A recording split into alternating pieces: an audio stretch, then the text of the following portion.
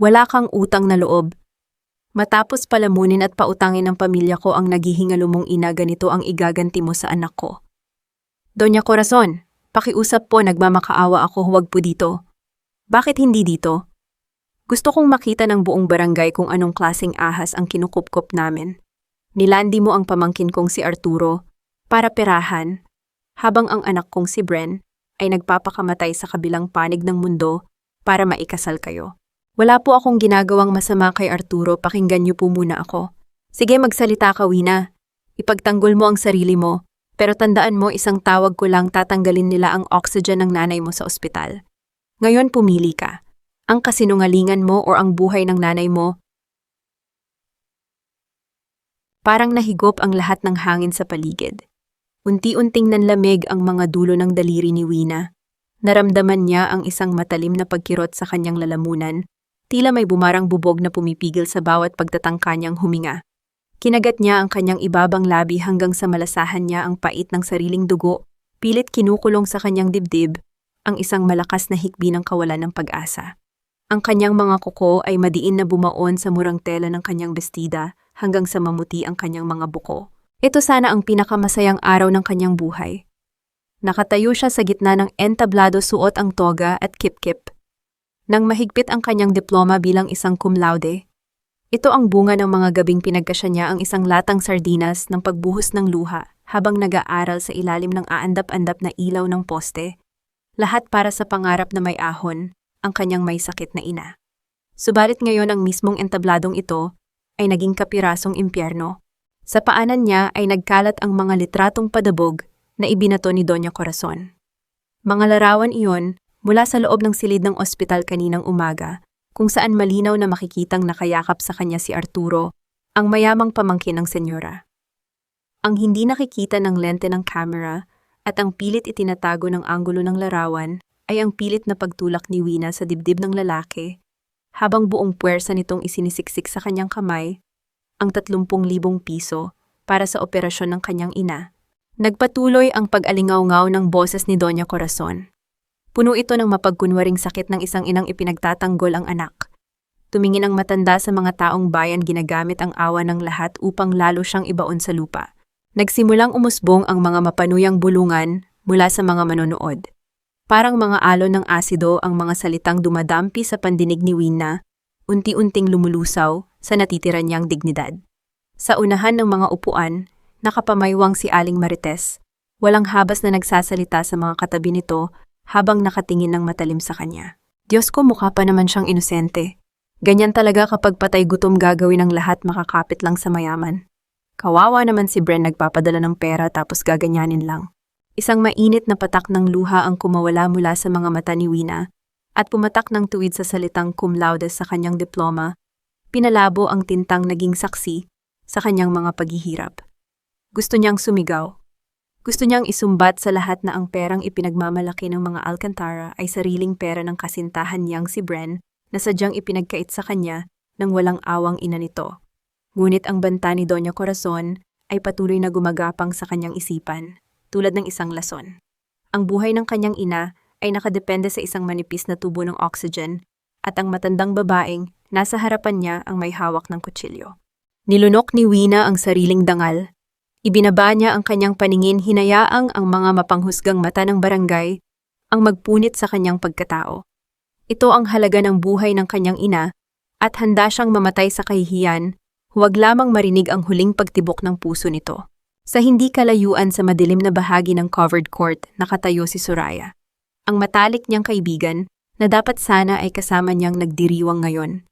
Isang mapanuyang ngiti ang gumuhit sa mga labi nito habang hawak ang isang telepono, tahimik na inire-record ang buong kaganapan. Tinitiyak na bawat patak ng luha ni Wina ay malinaw na maipapadala sa kabilang dulo ng mundo. Sa kalagitnaan ng pagguho ng kanyang pag-asa, naramdaman ni Wina ang banayad na pag-ilaw ng telepono sa loob ng bulsa ng kanyang toga. Isang tahimik na babala na lalong nagpabilis sa pagkabog ng kanyang dibdib. Dahan-dahan kinuha niya ito gamit ang nanginginig na mga daliri. Isang mensahe ang lumitaw sa screen mula sa isang pangalang matagal na niyang pinanghuhugutan ng lakas, Bren, mahal ko. Binasa niya ang maiikling salita at sa isang iglap, ang natitirang piraso ng kanyang puso ay tuluyan ng nadurog. Wina, totoo ba ang video na napanood ko?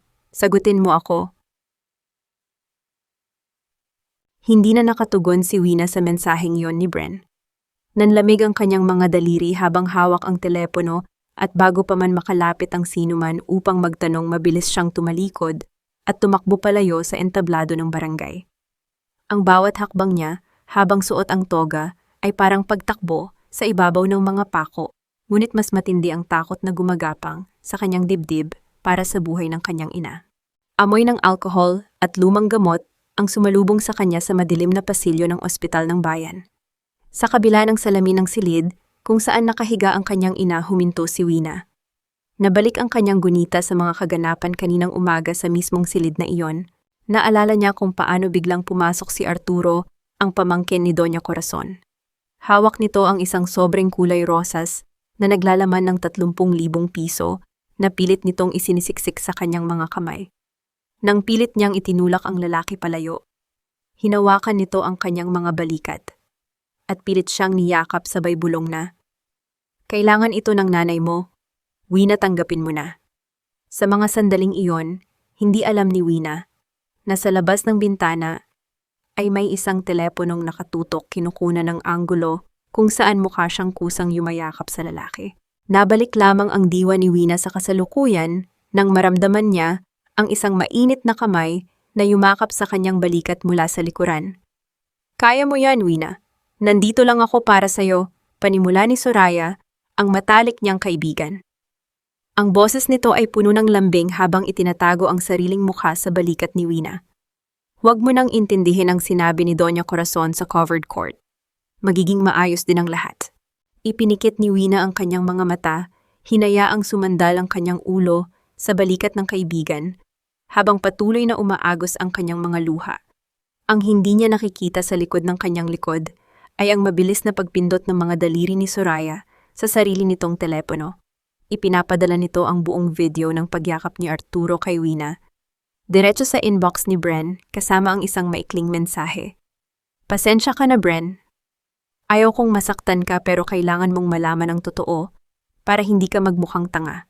Kumawala si Wina sa yakap at dahan-dahang lumapit sa salamin ng silid. Tiningnan niya ang payat at namumutlang mukha ng kanyang ina na natatakpan ng maskara ng oxygen. Itinaas ni Wina ang kanyang nanginginig na kamay at itinapat ito sa salamin, tila ba sa pamamagitan niyon ay maipapatong niya ang lumang kumot sa dibdib ng ina upang iparamdam ang kanyang init. Sa bahagyang dilim ng pasilyo, dahan-dahang lumayo si Soraya. Nawala ang awa sa kanyang mukha at napalitan ng isang malamig na titig. Hinawakan niya ang maliit na kwintas na pilak sa kanyang leeg at bumulong sa sarili ng napakahina. "Akin lang si Bren, Wina. Simula pa noong mga bata pa tayo at kailanman ay hindi ka naging karapat-dapat para sa kanya." Biglang nagbago ang ritmo ng berdeng linya sa screen ng monitor sa loob ng silid at naglabas ng mabilis at tuloy-tuloy na tunog ng babala ang makina. Lumabas ang doktor mula sa pinto, may bitbit na tinitig ng papel at mabigat ang mukha. "Wina, kailangan nyo nang mabayaran ang natitirang balance na 30,000 piso para sa mga gamot at paggamit ng ICU bago matapos ang araw bukas," pahayag ng doktor sa seryosong tono. "Kung hindi, wala kaming pagpipilian kundi ilipat ang nanay mo sa pampublikong ward sa labas ng pasilyo." Parang pinagsakluban muli ng langit at lupa si Wina. Wala na siyang natitirang pera. Sa mismong sandaling iyon, nagsimulang yumugyog ng mabilis ang telepono sa kanyang kamay. Nagliwanag ang screen nito habang nagpapakita ng isang papasok na tawag, "Bren, mahal ko." Nanginginig ang mga daliri ni Wina habang pinipindot ang birding button sa screen ng kanyang telepono. Sa gitna ng malamig na pasilyo ng ospital, ang boses ni Bren ang tanging bagay na inaasahan niyang magsisilbing salbabida sa nalulunod niyang puso. "Bren, mahal." Ang tanging na isambit niya punong-puno ng pait at pagsusumamo. Ngunit hindi ang malambing na boses na nakasanayan niya ang sumagot. Isang malamig, matigas at basag na boses ang dumagundong sa kabilang linya. "I trusted you, Wina. Nagpapakamatay ako rito sa kabilang panig ng mundo para sa future natin, tapos ipagpapalit mo lang ako kay Kuya Arturo dahil sa pera." Parang sinampal si Wina ng bawat salitang binitiwan ng kasintahan. Gusto niyang sumigaw, gusto niyang sabihin ang lahat tungkol sa pangangailangan ng kanyang ina, tungkol sa pananakot ng kanyang ina na si Doña Corazon at tungkol sa katotohanang ang perang pilit na ibinibigay ni Arturo ay galing din naman sa pinaghirapan ni Bren. Ngunit sa tuwing bubuka ang kanyang bibig, ang imahe ng maskara ng oxygen ng kanyang ina ang humaharang sa kanyang lalamunan. Nanatili siyang pipi sa gitna ng sariling pag-iyak. Bren, maniwala ka sa akin, hindi ganun ang nangyari. Pakinggan mo ako, pagsusumamo ni Wina ang kanyang tinig ay halos isang bulong na lamang dahil sa matinding paninikip ng dibdib. Pakinggan para sa iba pang kasinungalingan. Muling bulyaw ni Bren sa Taglish ramdam ang lalim ng sugat sa kanyang puso. Tama nga si Mama, sabi niya ang mga tulad niyo raw ay gagawin ang lahat para makaahon sa putik kahit pa ang manlinlang ng taong nagmamahal sa inyo. Hinding-hindi na kita mapapatawad, Wina. Simula ngayon wala na tayong relasyon. Huwag na huwag ka nang magpapakita sa akin o kahit sa pamilya ko. Kasunod nito ay ang mahaba at nakabibinging tunog ng pagkaputol ng linya. Ang bawat segundo ng katahimikan ay tila isang mabigat na martilyo na pumupukpok sa bawat bahagi ng pagkatao ni Wina. Dahan-dahan siyang napaatras hanggang sa maramdaman niya ang malamig na semento ng pader. Walang lakas siyang napaupo, ang kanyang toga ay nakalatag sa maduming sahig ng ospital, tila isang simbolo ng kanyang nadurog na pangarap. Hindi siya humiyaw, wala siyang sapat na lakas para gumawa ng ingay. Sa halip ibinaon niya ang kanyang mukha sa kanyang mga tuhod at hinayaang ang mga luha ay bumuhos ng walang humpay. Madiin niyang kinagat ang kanyang sariling kamay, pilit na pinipigil ang anumang tunog na lalabas sa kanyang bibig hanggang sa maramdaman niya ang maliliit na sugat sa kanyang balat. Ang sakit ng pisikal na sugat ay wala pa sa kalingkingan ng hapdi sa loob ng kanyang dibdib. Sa gitna ng kanyang paghihinagpis, ang munting singsing na yari sa tinaling alambre, ang singsing na ibinigay sa kanya ni Bren, bago ito umalis patungong ibang bansa, ay dahan-dahang lumusot mula sa kanyang nanginginig at namayat na daliri. Maririnig ang mahinang pagtama nito sa tiles ng sahig bago ito gumulong at huminto sa isang madilim na sulok ng pasilyo. Hindi na nag-abala si Wina na pulutin pa ito. Para sa kanya tapos na ang lahat. Napatigil lamang siya sa pag-iyak nang makita niya ang isang pares ng makintab na sapatos na huminto sa kanyang harapan. Isang yersang nakaputi ang lumapit sa kanya, may hawak na piraso ng papel. Miss Wina, kayo po ba ang anak ng pasyente sa ICU? Tanong ng nurse sa banayad na tinig. Tumango si Wina habang pinapahid ang kanyang mga mata gamit ang dulo ng kanyang toga. Gusto ko lang pong ipaalam na bayad na po ang lahat ng bill nyo para sa araw na ito hanggang bukas. May nagbayad na po ng 30,000 piso sa cashier. Naguluhan si Wina. Sa sino-sino ang nagbayad? Inabot ng nurse ang isang kopya ng resibo. Halos hindi makapaniwala si Wina nang mabasa ang nakasulat na pangalan sa ilalim ng lagda. Hindi kay Bren, hindi kay Doña Corazon.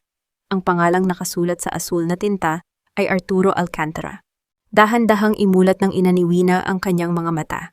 Sa ilalim ng malabo at dilaw na ilaw ng ospital, ang mga mata ng matanda ay tila 2 tuyong balon na puno ng pagsusumamo. Bahagyang gumalaw ang kanyang mga labi, ngunit walang tunog na lumabas, tanging ang mahinang sipol lamang ng hangin mula sa maskara ng oxygen ang maririnig sa loob ng tahimik na silid. Agad na lumapit si Wina, hinawakan niya ang nanghihinang kamay ng kanyang ina. Nay, huwag po kayong magsalita. Magpahinga lang po kayo, bulong niya habang pinapahid ang sariling luha. Ngunit tila may mahalagang gustong ipahiwatig ang matanda. Gamit ang natitira niyang lakas, itinuro niya ang isang lumang bag na gawa sa tela na nakapatong sa maliit na mesa sa gilid ng kama. Sa bawat paggalaw ng kanyang daliri, ramdam ni Wina ang hirap at sakripisyo nito. Inabot ni Wina ang bag at sa loob nito sa ilalim ng mga lumang resibo at balat ng kendi ay may nakapasyang isang matigas na bagay. Isang lumang kwaderno. Ang pabalat nito ay selyado ng tape at ang mga pahina ay halos kulay kape na dahil sa kalumaan. Amoy alikabok at amoy ng lumang aparador ang humalimuyak nang buksan ito ni Wina. Nay, ano po ito? Tanong ni Wina, ngunit nakapikit na muli ang kanyang ina, tila naubos ang lahat ng lakas sa ginawang pagturo. Dahan-dahang inilipat ni Wina ang mga pahina. Sa bawat kuskus ng papel sa kanyang mga daliri, isang masakit na katotohanan ang unti-unting nabubunyag. Hindi ito basta-bastang kwaderno, isa itong talaan ng mga utang, ngunit hindi utang ng kanyang ina. Nanlaki ang mga mata ni Wina nang makita ang sarili niyang pangalan sa mga listahan. May mga petsa roon, kung kailan siya ay nasa kolehiyo pa lamang at walang malay sa anumang transaksyon. Sa tabi ng kanyang pangalan ay may mga pirmang pilit na ginaya ang kanyang sariling lagda, ngunit alam niyang hindi sa kanya ang mga iyon. Ang mga matutulis na dulo ng bawat letra ay pamilyar sa kanya. Iyon ang paraan ng pagsulat ni Doña Corazon. Nanginginig ang puso ni Wina sa bawat numerong nababasa. May mga halagang aabot sa daan-daang libong piso na ipinangalan sa kanya upang gamitin sa mga kumpanyang pagmamay-ari ni Arturo. Ginawa siyang panakip-butas ng mga alkantara nang hindi niya alam, ngunit ang pinakamasakit na bahagi ay nasa huling pahina na nakasingit. Isang maliit na piraso ng papel mula sa remittance center. Nakasulat doon ang pangalan ni Bren bilang sender at ang receiver ay hindi si Wina, kundi si Doña Corazon. Ang petsa nito ay noong nakaraang buwan lang. Ang halaga 30,000 piso. Isang malakas na pintig ang dumurog sa huling bahagi ng pagkatao ni Wina. Ang 30,000 pisong kabutihang loob na ibinigay ni Arturo para sa operasyon ng kanyang ina ay hindi galing sa bulsa ng mga alkantara. Iyon ang perang pinagpaguran ni Bren, ang perang inilaan ng kasintahan para sa kanilang kinabukasan na ninakaw ng sariling ina nito at ginamit ni Arturo upang itali si Wina sa isang utang na hindi naman dapat umiral. Biglang nawala ang panlalambot sa mga binti ni Wina. Ang mga luhang kanina pa umaagos ay tila natuyo ng isang nagbabagang apoy sa loob ng kanyang dibdib. Isinara niya ng madiin ang kwaderno, ang tunog ng pagtiklop nito ay tila isang hudyat ng digmaan sa loob ng tahimik na silid. Hindi na siya ang Wina na titingala at iiyak sa harap ng bawat hagupit ng tadhana. Tiningnan niya ang kanyang ina at sa pagkakataong ito, hindi na awa ang nararamdaman niya, kundi isang matinding paninindigan. Nape, yag, tad, Bulong ni Wina ang kanyang boses ay hindi na nanginginig, kundi kasing lamig na ng yelo. Huwag kayong mag-alala, hindi na tayo muling yuyuko sa kanila. Ipapabayad ko sa kanila ang bawat patak ng luha mo at ang bawat sentimong ninakaw nila sa ating dangal. Dahan-dahang hinawakan ng kanyang ina ang kamay ni Wina, pinisil ito ng mahina. Huwag kang papayag na tapakan nila ang pagkatao mo, anak. Parang isang bulong na nanggaling sa kailaliman ng kaluluwa ng matanda. Hinawakan ni Wina nang mahigpit ang kwaderno, tila ito ang kanyang sandata. Ngunit sa gitna ng kanyang pagpapasya, isang mapait na tanong ang pumasok sa kanyang isip. Kung ang 30,000 piso ay nanggaling kay Bren, paano niya mapapatunayan ang lahat ng ito kung ang lahat ng dokumento ay nasa kamay ni Doña Corazon? Bit-bit ang lumang kwaderno sa loob ng kanyang bag, naglakad si Wina patungo sa maliit na sangay ng bangko sa bayan. Hindi na siya ang mahiyaing dalaga na yumuyuko sa bawat taong nakakasalubong. Ang kanyang mga hakbang ay may bigat at katiyakan. Alam niya ang pasikot-sikot ng mga numero. Yun ang dahilan kung bakit siya nagtapos ng may parangal. Sa loob ng bangko, nakita niya ang isang pamilyar na mukha sa likod ng counter. Si Lolit, isang dating kaklase na natulungan ng kanyang ina noong panahon ng kagipitan. Lumapit si Wina, ang kanyang boses ay mahinahon, ngunit may halong pakiusap. Hindi siya gumamit ng marahas na salita. Sa halip ay ipinakita niya ang kanyang kakayahan bilang isang accountant. Gamit ang ilang pirasong dokumentong dala niya, dahan-dahan niyang nakuha ang tiwala ni Lolit. Lolit, kailangan ko lang makita ang source ng remittance na pumasok sa account ni Doña Corazon nung nakaraang buwan, bulong ni Wina. Nang ilabas ni Lolit ang kopya ng statement, tila huminto ang pagtibok ng puso ni Wina. Ang bawat letra sa puting papel ay tila mga matatalim na karayom na tumutusok sa kanyang mga mata. Malinaw na nakasulat doon, ang perang pambayad sa ospital ay galing sa pangalang Bren Alcantara, ngunit ang receiver ay ang personal na account ng matandang senyora. Ang bawat pahina ng statement ay tila isang matalim na ebidensya ng kataksilan. Paglabas ng bangko, hindi pa man siya nakakalayo, ay nakasalubong niya si Soraya. Nakasuot ang kaibigan ng isang mamahaling damit at may bagong kwintas na pilak na kumikinang sa ilalim ng sikat ng araw. Isang mapanuyang ngiti ang iginawad nito kay Wina. "O Wina, akala ko ba ay nagtatago ka na sa kahihiyan?" simula ni Soraya. Sabay haplos sa kanyang bagong kwintas. "Alam mo ba, inimbitahan ako ni Doña Corazon sa kanila kagabi. Sabi niya mas bagay daw ako para kay Bren. At tignan mo, ibinigay niya pa sa akin ang kwintas na ito. Ang ganda, di ba?" Nanlamig si Wina. Naalala niya ang larawang ipinadala sa kanya ni Bren noong nakaraang taon, ang kwintas na iyon, ang pinag-ipunan ng kasintahan, para sana ibigay sa kanya sa araw ng kanilang anibersaryo.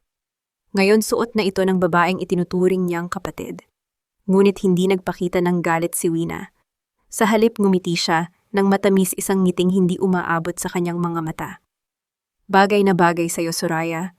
Mukhang nahanap na ng kwintas na yan ang dapat nitong paglagyan. Pag-uwi sa kanilang maliit na bahay na may tagping dingding dinala ni Wina, ang isang lumang litrato nila ni Soraya sa harap ng kalan. Ang larawang kinuha noong mga bata pa sila puno ng inosenteng ngiti. Walang pag-aalinlangan niyang inilapit ang dulo ng litrato sa nagbabagang uling. Ang init ng apoy ay tila humahalik sa kanyang balat, habang dahan-dahang kinakain ng itim na abo ang mukha ni Soraya sa larawan. Ito ang huling piraso ng kanyang kahapon na kanyang susunugin.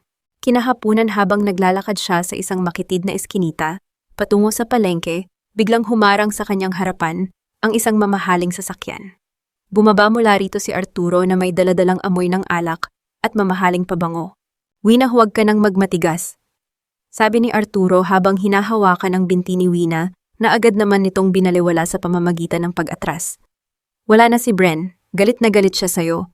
Ako na lang ang tanging pag-asa mo para hindi kayo magutom ng nanay mo. Maging praktikal ka naman. Hindi siya sinampal ni Wina. Hindi siya sumigaw. Sa halip inilabas niya ang kanyang telepono sa loob ng bulsa at pasimpleng pinindot ang record button. Muli siyang ngumiti, isang malamig at misteryosong ngiti. Talaga, Sir Arturo, at ano naman ang mapapala ko kung maniniwala ako sa inyo? Tanong ni Wina, sa tonong tila sumasang-ayon. Lahat bibigyan kita ng magandang buhay. At kapag nakuha ko na ang original document ng loan na nakatago sa vault ni Auntie Corazon, wala nang hahabol sa'yo. Pagmamayabang ng lalaki, hindi alam na ang bawat salitang lumalabas sa kanyang bibig ay nagiging bala laban sa kanya.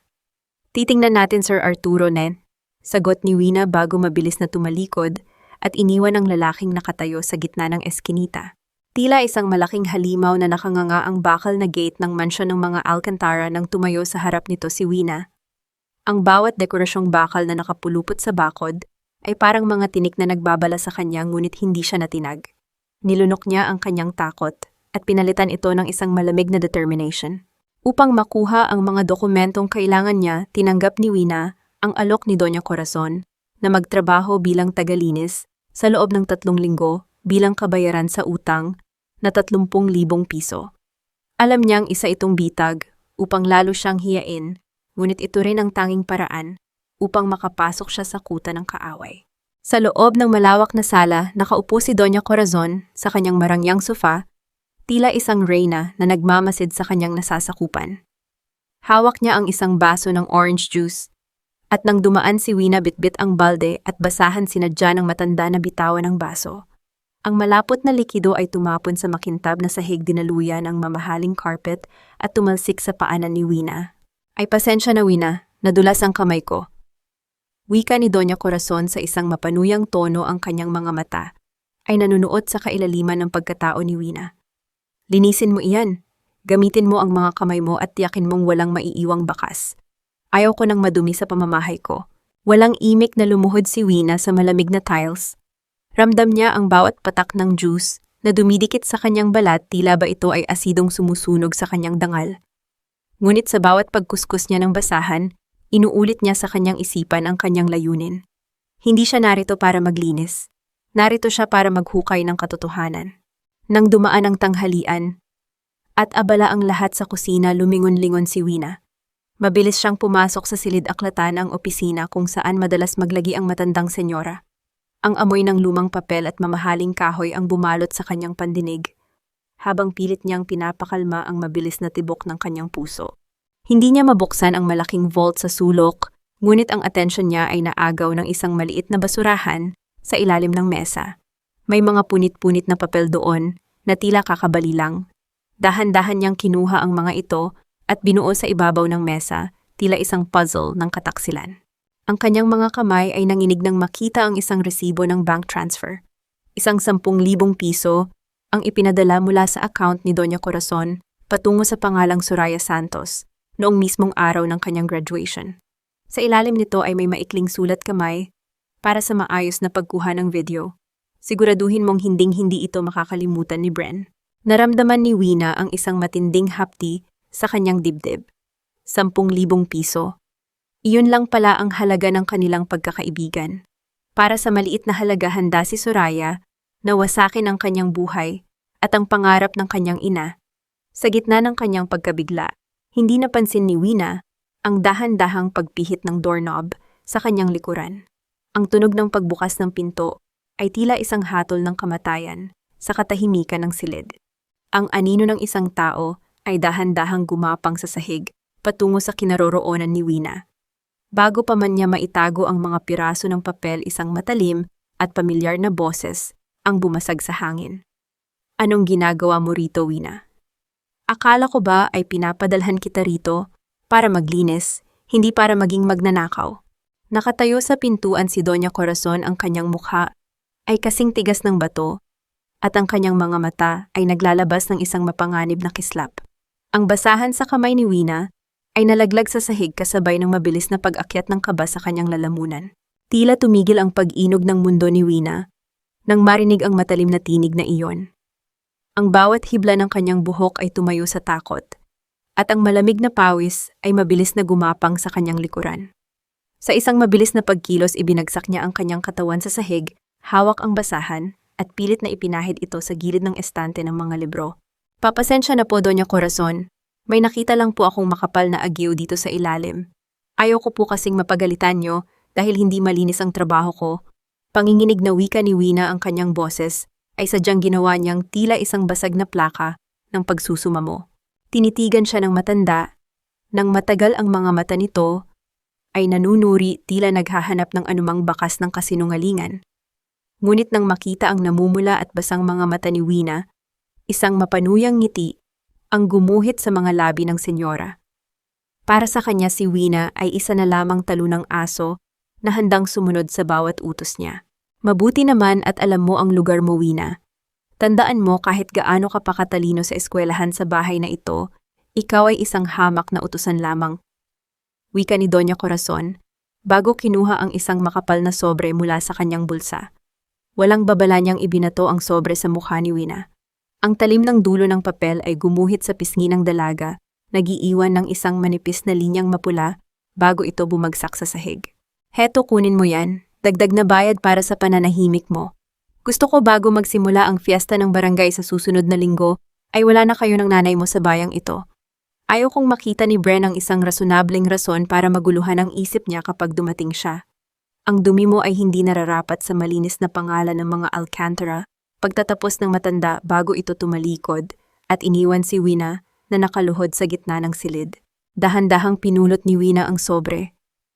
Ramdam niya ang kapal ng pera sa loob nito. Ngunit sa halip na sakit, isang kakaibang sigla ang dumaloy sa kanyang mga ugat. Ito ang perang gagamitin niya upang wasakin ang kahariang binuo ng kasinungalingan. Pag-uwi sa kanilang maliit na dampa, hindi nagpahinga si Wina. Inilabas niya ang lahat ng kanyang nakalap, ang mga kopya ng remittance, ang recorder na naglalaman ng boses ni Arturo at ang mga punit na papel na nagpapatunay sa sabuatan ni na Doña Corazon at Soraya. Gamit ang mismong pera na ibinigay ng matanda, nagtungo siya sa bayan upang ipa-photocopy at iayos ang lahat sa isang makintab na pulang folder, ang kanyang talaan ng katotohanan. Kaunti na lang, Nay, bulong niya sa kanyang inang mahimbing na natutulog. Ilang araw na lang malilinis na rin ang pangalan natin. Ngunit ang tadhana ay may sariling laro. Kinabukasan, habang nag-aayos si Wina ng kanilang mga kagamitan, isang pamilyar na ugong ng makina ang huminto sa tapat ng kanilang bakod. Ang alikabok na pinalipad ng sasakyan ay pumasok sa mga siwang ng kanilang dingding. Dahan-dahang sumilip si Wina sa bintana. Ang kanyang puso ay tila gustong kumawala sa kanyang dibdib nang makita ang isang lalaking bumababa mula sa sasakyan. Ang tindig nito, ang bawat galaw ng kanyang balikat, at ang pamilyar na paraan ng pag-aayos ng kanyang buhok ay hinding-hindi niya malilimutan. Si Bren. 3 araw na mas maaga kaysa sa inaasahan ng lahat. Nakatayo ang lalaki sa harap ng kanilang lumang gate, hawak ang kanyang malaking vali, at nakatingin sa kanilang bahay nang may halong sakit at pangungulila. Ang bawat segundo ng pagtitig nito ay parang isang kutsilyong humihiwa sa puso ni Wina. Narito na ang lalaking mahal niya, ngunit narito rin ang lalaking unang naniwala sa mga kasinungalingan laban sa kanya. Sa loob ng marangyang mansyon ng mga Alcantara, ang hanging umiihip ay tila may halong lason. Pagkababa pa lamang ng kanyang mga valley, agad na sinalubong ni Bren ang isang tagpong sadyang inihanda para sa kanyang pagdating. Nakita niya ang kanyang ina, si Doña Corazon, na nakaupo sa gilid ng kama at tila nagpupunas ng mga luhang hindi naman talaga dumadaloy. Anak, pasensya na kung ito ang bubungad sa iyo. Pagsisimula ng matanda ang boses ay nangangatog sa kunwaring pait. Umalis na si Wina. Matapos niyang makuha ang pera ni Arturo para sa operasyon ng kanyang ina, hindi na siya nagpakita. Sabi ng mga kapitbahay, balak na nilang lumaya sa bayan dahil baka singilin sila ng hustisya. Napakalinaw ng mga video, Bren. Pinagtaksilan ka ng babaeng akala natin anghel. Ang bawat salita ng ina ay tila mga huling pako sa kabaong ng pag-asa ni Bren. Wala siyang nasabi. Ang galit at pait ay tila isang malapot na putik na bumabara sa kanyang lalamunan. Pagdating ng gabi, sa ilalim ng pabugso-bugsong ulan na humahampas sa mga luma at kinakalawang na bubong ng bayan, hindi nakatiis si Bren. Bitbit ang bigat ng kanyang dibdib, naglakad siya patungo sa maliit na dampa ni Wina. Sa ilalim ng andap-andap na ilaw ng poste, nakita niya ang dalaga. Nakatayo si Wina sa ilalim ng munting silong ng kanilang bahay, yakap ang sariling mga balikat habang pinagmamasdan ang bawat patak ng ulan na tumatama sa lupang putik. Mukha siyang pagod, payat at tila pasa ng buong mundo, ngunit sa mga mata ni Bren, ang imaheng iyon ay balat kayo na lamang. Lumusong si Bren sa putikan, hindi alintana ang pagbasa ng ulan sa kanyang mamahaling jacket. Nang maramdaman ni Wina ang presensya ng isang tao, dahan-dahan siyang lumingon. Ang kanilang mga mata ay nagtagpo, isang pagtatagpong puno ng mga alaala, ngunit ngayon ay nilalamon na ng puot at pagdududa. Biglang dinaluhong ni Bren ang distansya sa pagitan nila. Hinawakan niya ng madiin ang magkabilang baptay ni Wina, tila ba gusto niyang alugin ang katotohanan mula sa dalaga. Bakit mo nagawa sa akin ito, Wina? Binigay ko ang lahat. Halos mamatay ako sa pagtatrabaho sa ibang bansa. Tinitiis ang lungkot at pagod para lang magkaroon tayo ng magandang bukas. Ang bulyaw ni Bren, ang kanyang boses ay nanginginig sa pagitan ng galit at paghikbi. Nagmukha akong tanga dahil naniwala ako na ikaw ang pinaka-inosenteng babae sa mundo, pero ipinagpalit mo ako sa pinsan ko dahil lang sa 30,000 piso. Tinitigan siya ni Wina ng matagal. Walang takot, walang pag-iwas. Ang kanyang mga mata ay hindi naglabas ng luha katuwas ng ulan na bumabasa sa kanilang mga mukha. Isang mapait na ngiti ang dahan-dahang gumuhit sa mga labi ng dalaga. Ang nakita ng mata mo iyon, ang pinaniwalaan ng puso mo, Bren. Ang naging sagot ni Wina, sa isang tonong kasing lamig ng hanging gabi. Kung sa tingin mo ay ganun ako kababaw, wala na akong dapat ipaliwanag pa. Hindi mo kailangan ng paliwanag dahil nakagawa ka na ng sarili mong hatol. Wina, sumagot ka ng maayos. Lalong humigpit ang hawak ni Bren, ramdam ang panginginig ng kanyang sariling mga kamay. Bitawan mo ako, Bren. Ang Bren na minahal ko ay hinding-hindi maniniwala sa isang video na walang boses. Ang Bren na minahal ko ay hinding-hindi ako itutulad sa isang magnanakaw. Mabilis na tinabig ni Wina ang mga kamay ng lalaki. Umalis ka na. Irespeto mo na lang ang natitirang piraso ng pagkakaibigan nating dinurog mo na rin. Mabilis na pumasok si Wina sa loob ng kanilang bahay at padabog na isinara ang pintong gawa sa luma at marupok na kahoy. Humilig siya sa likod ng pinto, naririnig ang bawat mabigat na patak ng ulan sa labas. Kasabay ng mabibigat na yabag ni Bren na unti-unting lumalayo. Doon lamang siya tuluyang bumigay. Napaupo siya sa sahig, ang kanyang mga kamay ay nakatakip sa kanyang bibig upang pigilin ang anumang tunog ng pagtangis na maaring marinig ng kanyang may sakit na ina. Kinabukasan, ang katahimikan ng umaga ay binasag ng isang malakas na anunsyo mula sa mga speaker na nakakabit sa mga poste ng barangay. Ang tinig ay masaya, puno ng kagalakan para sa gaganaping fiesta. Magandang umaga, Barangay San Jose. Huwag kalimutan, sa gabi ng ating fiesta, isang espesyal na pagdiriwang ang gaganapin sa bahay ng mga Alcantara. Iaanunsyo na po ang formal na pag-iisang dibdib ni na Bren Alcantara at Soraya Santos. Lahat ay imbitado. Napatigil si Wina sa kanyang ginagawa. Tiningnan niya ang makintab na pulang folder na nakapatong sa kanilang maliit na mesa. Ang bawat pahina sa loob nito ay handa na para sa gabi ng paghuhukom. Ang gabi ng fiesta ay binalot ng makukulay na banderitas at ang malakas na tunog ng tugtugin na umaalingaw mula sa covered court ng Barangay San Jose. Ang amoy ng inihaw na karne at ang halimuyak ng mga bulaklak ay humalo sa hanging gabi, tila isang masayang pagdiriwang na nagtatago sa isang madilim na katotohanan. Sa gitna ng liwanag ng mga bombilya, ang pamilya Alcantara ay muling naging sentro ng atensyon. Si Doña Corazon ay nakasuot ng isang mamahaling bestidang gawa sa seda. Ang kulay nito ay kasing tingkad ng kanyang mga alahas, na kumikinang sa bawat galaw ng kanyang katawan. Kasama niya si Soraya na tila isang prinsesang nakasuot ng puting damit, abala sa pagbati sa mga bisita at pagpapakitang tao ng kanyang kabutihan. Tignan niyo po ang aking magiging manugang pagmamalaki ni Doña Corazon sa mga matatanda ng barangay, habang ang kanyang tinig ay puno ng kagalakan. Isang babaeng may dangal at tunay na nagmamahal sa aking anak. Hindi tulad ng iba na pera lang ang habol. Sa kabilang bahagi ng mahabang mesa, nakaupo si Bren. Ang kanyang mukha ay walang kibo. Ang kanyang mga mata ay nakapako sa baso ng alak na hawak niya. Tila siya ay isang estatwang walang buhay sa gitna ng ingay. Bawat hawak ni Soraya sa kanyang balikat, bawat bulong nito ng mga matatamis na salita, ay tila mga tinik na tumutusok sa kanyang pandinig. Hindi siya narito para sa pagdiriwang. Narito siya dahil sa obligasyon at sa galit na patuloy na nagpapaalab sa kanyang puso. Samantala sa loob ng kanilang maliit na dampa, nakatayo si Wina sa harap ng isang lumang salamin. Suot niya ang isang simpleng puting bestida. Ang bestidang inilaan niya sana para sa araw na sila ni Bren ay haharap sa dambana. Wala itong mamahaling palamuti, ngunit sa bawat hibla ng tela, naroon ang kanyang mga pangarap na minsan nang dinurog. Kumuha siya ng isang pulang lipstick at dahan-dahang kinulayan ang kanyang mga labi. Ang kulay nito ay tila isang babala ng paparating na bagyo. Kinuha ni Wina ang pulang folder na naglalaman ng lahat ng kanyang ebidensya. Niyakap niya ito ng mahigpit sa kanyang dibdib, ramdam ang bigat ng katotohanan na handa na niyang ilabas. Naibabalik po ako agad. Bulong niya sa kanyang inang nakatingin sa kanya ng may pag-aalala. Ngayong gabi matatapos na ang lahat. Naglakad si Wina patungo sa covered court.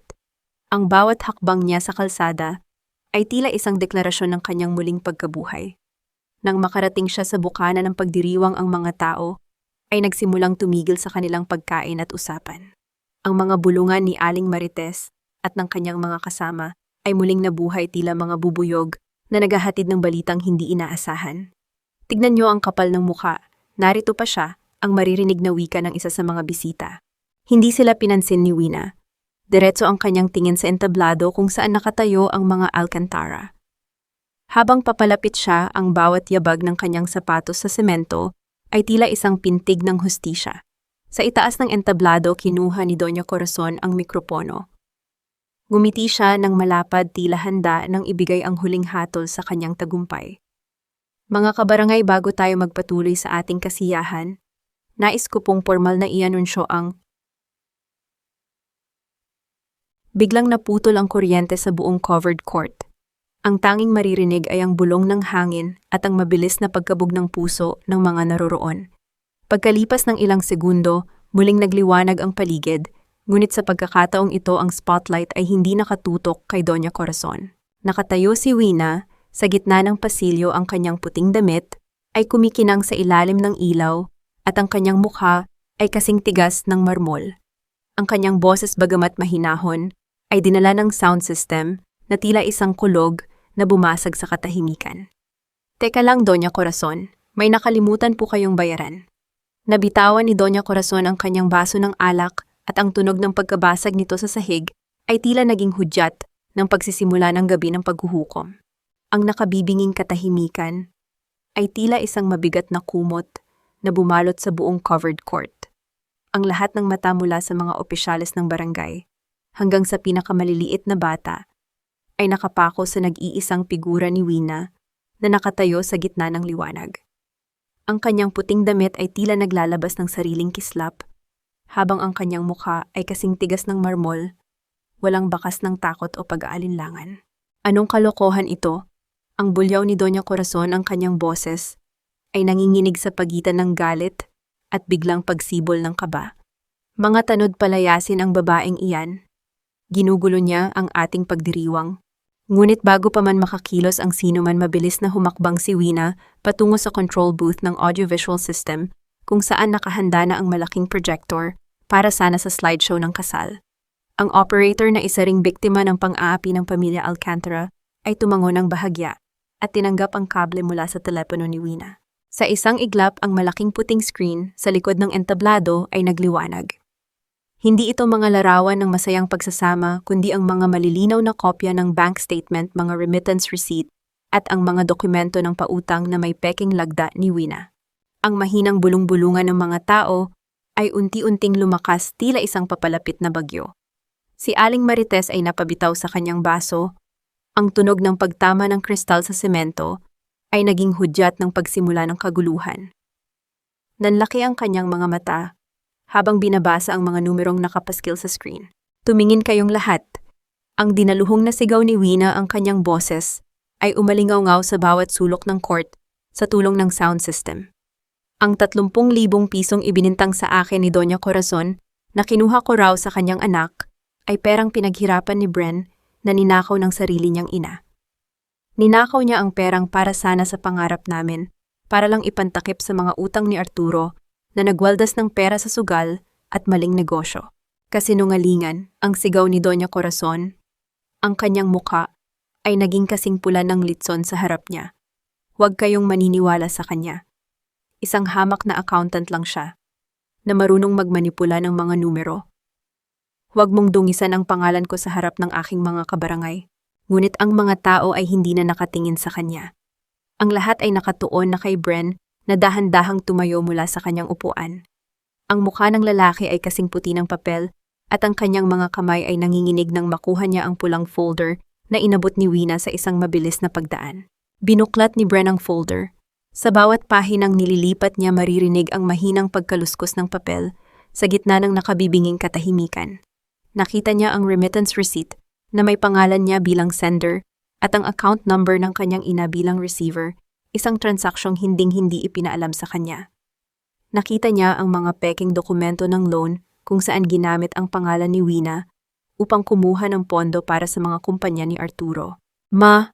Ang tanging salitang lumabas sa bibig ni Bren, isang bulong na puno ng hapdi at pagkadismaya. Mama, totoo ba ito? Ninakaw mo ang perang para sana sa pamilya ko? Pinagmukha mo akong tanga sa harap ng babaeng mahal ko. Bren anak, huwag kang maniwala sa kanya. Inaayos ko lang ang lahat para sa iyo. Ang pagsusumamo ni Doña Corazon habang pilit na hinahawakan ang braso ng anak, ngunit marahas na rinitwal ni Bren ang kanyang kamay. Sa gitna ng tensyon, muling itinaas ni Wina ang kanyang telepono. Hindi pa dyan nagtatapos ang lahat, Bren. Doña Corazon, Soraya, akala niyo ba ay pera lang ang ninakaw niyo? Ninakaw niyo rin ang katotohanan. Pinindot ni Wina ang isang button sa kanyang screen. Ang tunog ng static mula sa mga speaker ay panandaliang bumasag sa katahimikan bago ito napalitan ng isang malinaw na pag-uusap na nirecord ni Wina sa madilim na eskinita. Ang bawat salitang lumabas mula sa mga speaker ay tila mga lason na bumabalik sa pinanggalingan nito. Isang matalim na huni ang narinig mula sa sound system bago tuluyang bumasag sa katahimikan ang mga boses na tila galing sa kailaliman ng lupa. Sige na, Soraya, siguraduhin mong maganda ang anggulo ng video. Ang boses ni Arturo ay narinig ng lahat, may halong tawa na tila nanunuya. Kailangang magmukhang huling-huli sa akto ang pagyayakapan namin ni Wina. Kapag naniwala si Bren sa akin na ang babaeng iyan at sa iyo na ang lahat ng atensyon niya. Kasunod nito ang malanding halakhak ni Soraya na umalingaw-ngaw sa buong covered court. Huwag kang mag-alala, Kuya Arturo. Basta ba ayos na ang bayad ni Doña Corazon sa akin? 10,000 para sa dangal ni Wina, napakamura. Sulit na sulit para mawala siya sa landas namin ni Bren. Parang isang malakas na sampal ng katotohanan ang dumapo sa mukha ng bawat taong naroroon. Ang mga bulungan ni Aling Marites at ng iba pang mga tsismosa ay biglang naputol na palitan ng isang kolektibong singhap ng matinding pagkagulat at galit. Lahat ng mata ay lumingon kay Soraya na ngayon ay kasing puti na ng kanyang suot na damit. Sinubukan ni Soraya na humakbang paatras, ang tunog ng kanyang matutulis na sapatos ay mabilis na tumatama sa semento habang pilit siyang naghahanap ng madadaanan sa gitna ng madla. Ngunit ang mga tao na dati ay pumapalakpak sa kanya, ay ngayon ay tila isang pader na humarang sa kanyang pagtakas.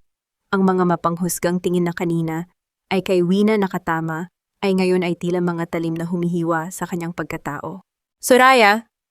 Ang nanginginig na boses ni Bren ay bumasag sa katahimikan. Humakbang siya palapit, ang kanyang mga mata ay puno ng pait habang nakatingin sa kwintas na pilak na suot ng babae. Ang kwintas na iyan, yan ang pinag-ipunan ko para kay Wina. Ibinigay sa iyo ng nanay ko kapalit ng pagtraidor mo sa matalik mong kaibigan. Hindi nakapagsalita si Soraya. Ang kanyang mga labi ay nangangatog at ang mga luha ng takot ay nagsimulang gumulong sa kanyang mga pisngi. Sa isang sulok nakita rin ng lahat si Arturo na pilit na tumatakas bitbit ang isang bag ng pera, ngunit mabilis siyang hinarang at hinawakan sa braso ng mga tanod ng barangay. Ang pagpupumiglas niya ay tila isang huling sayaw ng isang huling hininga ng kanilang kapangyarihan. Ang mansyon ng mga Alcantara na dati ay simbolo ng kinatatakutang yaman ay gumuho sa harap ng publiko. Ang kapitan ng barangay ay tumayo at dahan-dahang lumapit kay Doña Corazon, na ngayon ay nakaluhod na sa gitna ng entablado. Ang marangyang seda ng kanyang damit ay nakalubog sa dumi ng sahig, habang walang humpay ang kanyang paghikbi dahil sa kahihiyan. Sa gitna ng kaguluhang ito, ang mundo ni Bren ay tila huminto. Dahan-dahan siyang lumingon kay Wina, na nanatiling nakatayo ng matuwid, walang kibo at puno ng dignidad. Ang bawat piraso ng kasinungalingang pinaniwalaan ni Bren ay tila mga bubog na sumusugat sa kanyang sariling kaluluwa sa bawat segundong lumilipas. Hindi na nakayanan ni Bren ang bigat ng kanyang pagkakamali.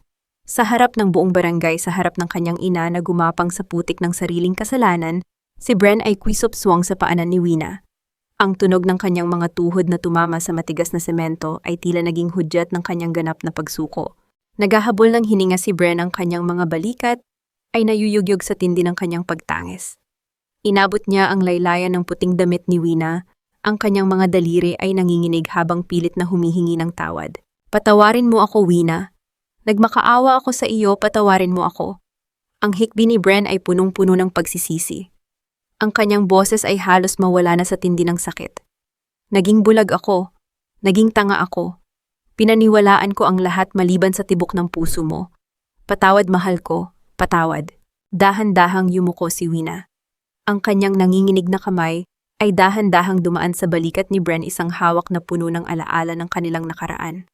Inangat niya ang mukha ng lalaki, at sa pagkakataong ito ang mga mata ni Wina ay rumerespeto sa sakit na nararamdaman ni Bren, ngunit mayroon ding isang uri ng kapayapaang hindi na kayang tibagin ng kahit sino. Pinapatawad na kita, Bren.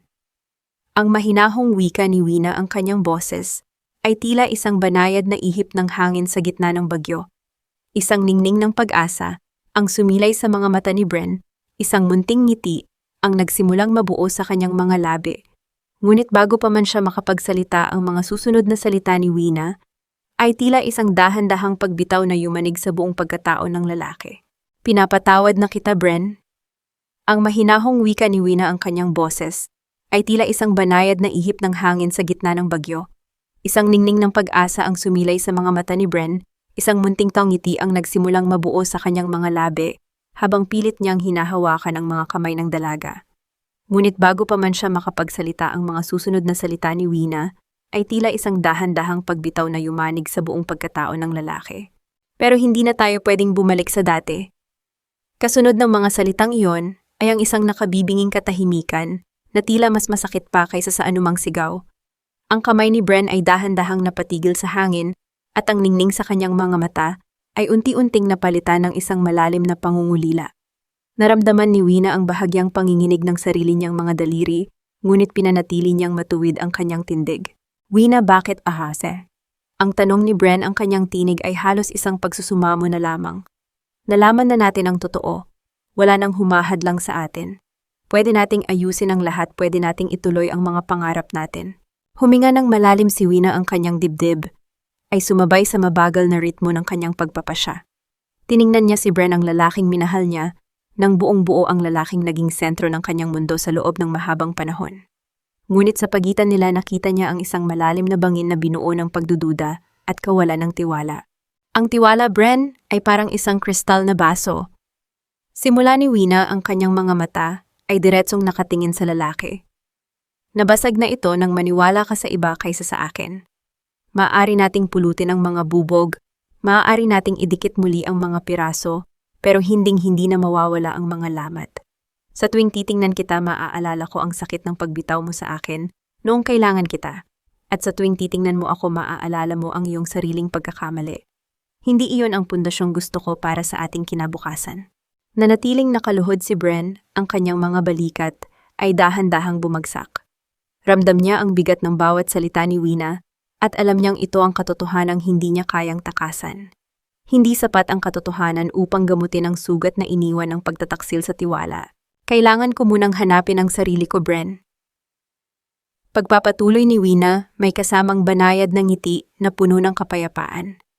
Sa loob ng maraming taon, naging Wina lang ako para sa nanay ko or Wina para sa iyo. Ngayon gusto kong maging Wina para sa sarili ko. Gusto kong tumayo sa sarili kong mga paa na walang utang na loob, na kailangang bayaran, at walang kahihiyang kailangang itago. Dahan-dahang tumayo si Bren, bagamat ang kanyang mga binti ay tila walang lakas. Ginamit niya ang natitirang piraso ng kanyang pagkatao upang respetuhin ang desisyon ng babaeng pinakamamahal niya. Huminga siya ng malalim, pilit na nilulunok ang pait ng kanyang pagsisisi. Naintindihan ko, ang naging sagot ni Bren, ang kanyang boses ay puno ng paggalang at lungkot. Hihintayin ko ang araw na maging buo ka na muli, Wina. At kahit gaano pa katagal, gagawin ko ang lahat para maging karapat-dapat muli sa iyo. Papatunayan ko na ang Bren na minahal mo ay kaya ring itama ang kanyang mga mali. Tumalikod na si Wina. Ang bawat hakbang niya palayo sa entablado, palayo sa mga Alcantara, at palayo sa kanyang nakaraan, ay parang pagtanggal ng isang napakabigat na kadena sa kanyang mga paa. Narinig niya ang mahinang pag-iyak ni Doña Corazon sa likuran na ngayon ay inaalalayan ng mga tanod patungo sa sasakyan ng barangay. Nakita rin niya si Soraya na mabilis na nagtatago sa dilim, iniwan ng lahat at baon sa sariling kahihiyan. Ngunit hindi na lumingon si Wina. Ang kanyang paningin ay nakapako sa madilim na kalsada na unti-unting naliliwanagan ng mga bituin sa langit. Ramdam niya ang malamig na simoy ng hangin sa kanyang mga pisngi. Tila ba ito ay isang haplos ng pagbati mula sa tadhana. Malaya na siya.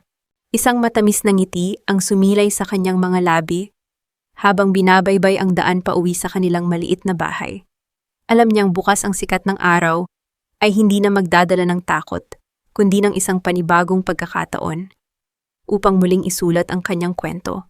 Ang sikat ng araw ay banayad na dumidampi sa bintana ng isang maliit ngunit malinis na opisina sa kanto ng palengke.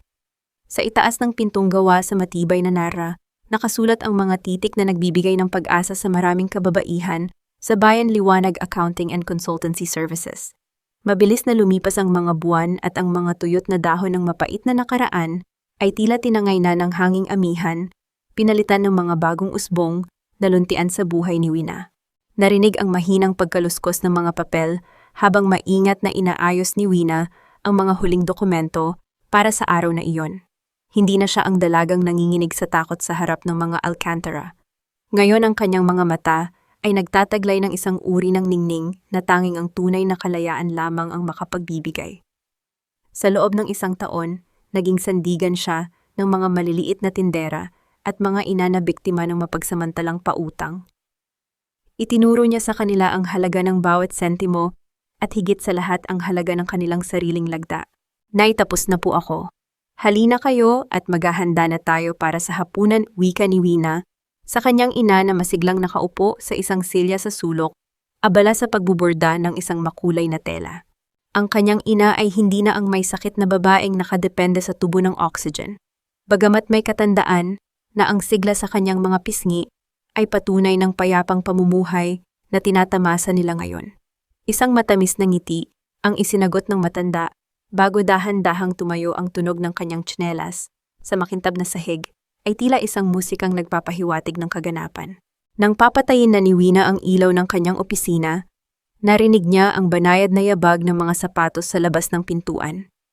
Isang pamilyar na bango ng mainit na Barako coffee ang humalo sa sariwang hangin ng hapon. Dahan-dahang bumukas ang pinto at doon ay tumambad ang isang lalaking may bitbit na 2 baso ng kape. Si Bren. Mukha siyang mas matanda, mas seryoso, ngunit may bakas ng kapayapaan sa kanyang mga mata na wala noon. Sa loob ng isang taon, Pinili niyang mamuhay nang mag-isa malayo sa karangyaan ng kanyang ina, na ngayon ay namumuhay ng tahimik at nagsisisi sa isang maliit na bahay sa probinsya. Pinagtrabahuhan ni Bren ang bawat sentimong ibinayad niya sa mga taong nagawa ng mali ng kanyang pamilya. Masyado ka namang masipag, Wina. Baka kailangan mo ng assistant para hindi ka masyadong napapagod. Biro ni Bren ang kanyang boses ay may halong pagsusumamo, ngunit wala nang bakas ng pagmamadali. Inabot niya ang isang baso ng kape kay Wina. Ramdam ni Wina ang init ng kape na dumadaloy sa kanyang mga palad. Tila ba ito ang init ng isang pagkakaibigang dahan-dahang muling nabubuo sa ibabaw ng mga abo ng nakaraan. Assistant, sigurado ka ba? Baka hindi mo kayanin ang schedule ko, sagot ni Wina, nang may kasamang mahinhin na tawa isang tunog na matagal ding nawala sa kanyang mga labi. Susubukan ko. Kahit gaano pa kahirap, basta ba kasama kita sa pag-aayos ng mga bukas na darating? Seryosong wika ni Bren habang nakatingin ng diretso sa mga mata ni Wina. Hindi agad sumagot si Wina. Sa halip lumabas sila ng opisina at sabay na pinagmasdan ang paglubog ng araw sa dulo ng kalsada. Ang langit ay nagkulay kahel at lila, tila isang napakalaking canvas na nagpapakita ng kagandahan matapos ang isang madilim na gabi. Wala nang pait sa puso ni Wina. Natutunan niyang ang tunay na pagpapatawad ay hindi para sa taong nakasakit sa kanya, kundi para sa sarili niyang kaluluwa upang muli siyang makalipad. Ang kanyang katahimikan ay hindi na bunga ng takot kundi ng isang malalim na pagtanggap. Dahan-dahang dinala ni Bren ang kanyang kamay malapit sa kamay ni Wina. Hindi niya ito hinawakan agad, tila ba naghihintay ng tamang hudyat ng panahon. Ngunit nang dahan-dahang isandal ni Wina ang kanyang balikat sa braso ng lalaki, isang tahimik na kasunduan ang nabuo sa pagitan nila. Isang pag-ibig na hindi na nakabatay sa mabulaklak na salita kundi sa napatunayang katapatan at paggalang sa pagkatao ng isa't isa. Habang unti-unting nilalamon ng dilim ang paligid, ang dalawang anino ay nanatiling nakatayo ng magkatabi naghihintay sa pagsibol ng mga bituin. Sa bayang ito kung saan minsan siyang hiniya at itinaboy si Wina, ay muling nakatagpo ng kanyang tahanan. Isang tahanang binuo niya gamit ang sarili niyang mga kamay, ang kanyang matibay na dangal, at ang isang pusong natutong magpatawad nang walang hinihinging kapalit. Namatay ang huling sikat ng araw, at sa ilalim ng liwanag ng buwan, ang bawat hininga ni Wina ay naging isang dalangin ng pasasalamat. Ang kanyang kwento ay hindi natapos sa sakit, kundi sa isang matamis at payapang pagsisimula.